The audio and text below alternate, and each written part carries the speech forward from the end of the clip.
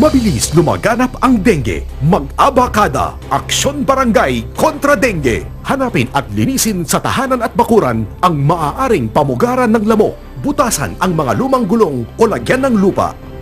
Takpan ang mga drum at timba. Palitan ang tubig ng klorera 2 beses sa isang linggo. Alisin ang tubig sa paminggalan. Linisin ang mga lulod. Itapon ang mga bagay na maaaring pangitlugan ng lamok. Magpatingin sa health center kung may lagnat na ng 2 araw. Gawing dengue-free ang inyong barangay. Mag-Aksyon Barangay kontra dengue. Isang paalala mula sa inyong DOH.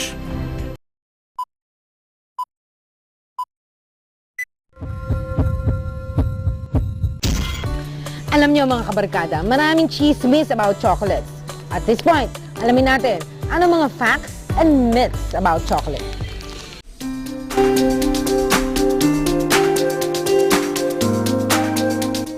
Myth number 1, chocolate causes acne. Study after study has proven that chocolates does not cause acne. Oily skin, bacteria, and clogged pores, and hormones causes acne. Huwag nating sisihin ang chocolates. Myth number 2, chocolate causes tooth decay. Ang totoo, ang dahilan ng dental caries ay poor oral hygiene. Kung hindi regular ang pagsisipilyo o pagfufloss ng ipin, maiiwan ang tinga ng matagal sa pagitan ng mga ipin. At yan ang nagiging dahilan ng dental caries. Myth number 3, chocolate causes allergy. Recent studies suggest that pure chocolate allergy is rare.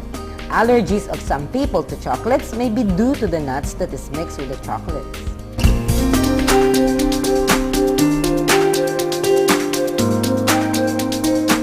Chocolate contains a lot of fat, but yung cocoa butter kasi comes from a plant, so it doesn't have cholesterol.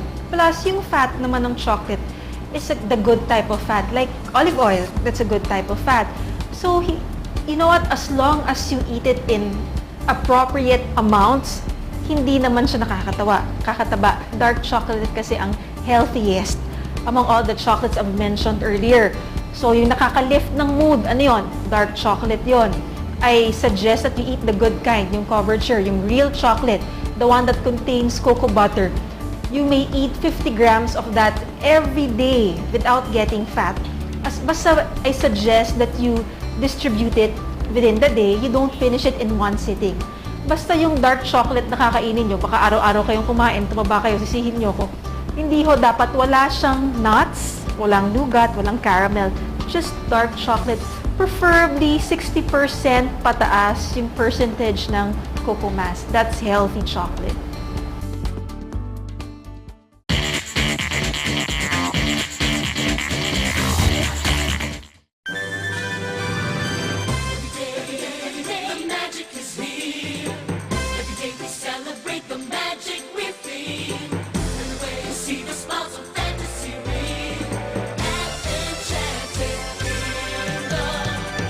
Kung may magtatanong sa iyo kung saan magandang pumasyal at pumunta this holiday season na sigurado mag-e-enjoy ang buong pamilya, wala kang dapat isagot kundi dito sa tinaguriang Disneyland of the Philippines, ang Enchanted Kingdom.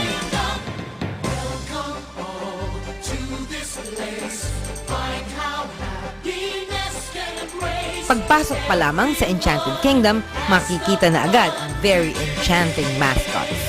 Konting lakad pa at makikita na ang mga rides for kids.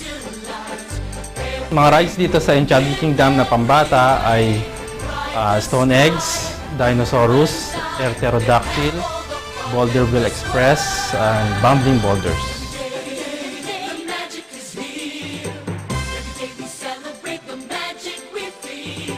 At kung nagtatanong kayo kung gaano ba ka-safe ang mga rides dito, Ang safety ng mga rides namin ginagawa yan daily.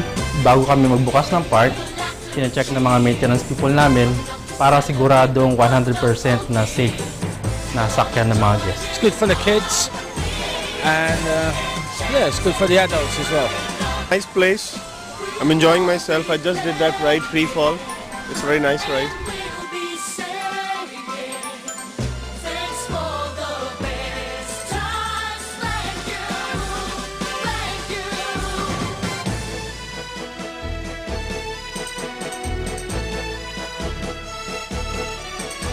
Bukod sa mga pambatang rides, natiyak na nag-e-enjoy ang mga bata. Para naman sa mga mahilig magkarera, hatid ng EK, Meron kami ditong go-kart, yung tinatawag namin kart track. Sa mga guests namin na mahilig na sumakay sa mga kotse, pwede sila mag-try doon para ma-feel nila yung paano ang nararamdaman ng isang race car driver. kumpleto ang saya dito sa Enchanted Kingdom. At para sa mga walang sasakyan at magpo-commute lamang sa pagpunta rito, Mga commuters na wala mga sasakyan, pwede silang, meron kaming shuttle service from Ayala Car Park to Enchanted Kingdom and vice versa. In-invite ko po kayo lahat na dumalo sa Enchanted Kingdom. Dito po kami sa Santa Rosa, Laguna. Marami po kaming hinandang mga palabas ngayong December. At sineselebrate din po namin ang 16-year anniversary namin. Kita-kita po tayo at sigurado po mag-enjoy kayo lahat.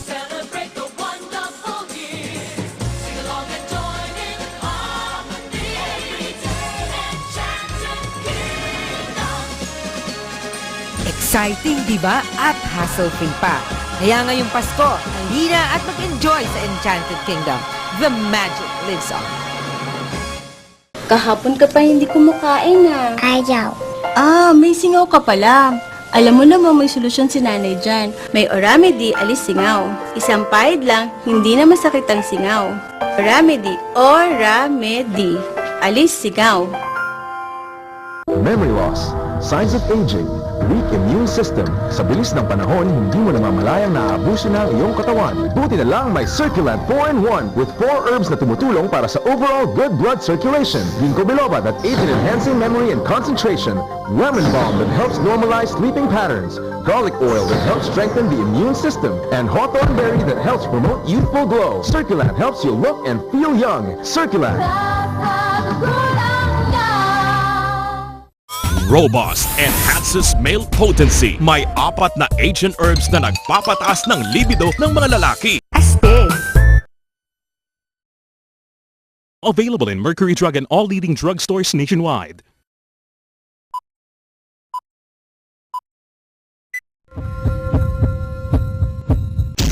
O mga kabarkada, tuwing Sabado ng umaga, huwag nang matakot kumain ng dark chocolate. Pero in moderation ha, hindi kasing laki ng bar natin kanina. Thank you for tuning in. See you next week. This is Generation RX, your health and travel show that keeps you informed. Now signing off.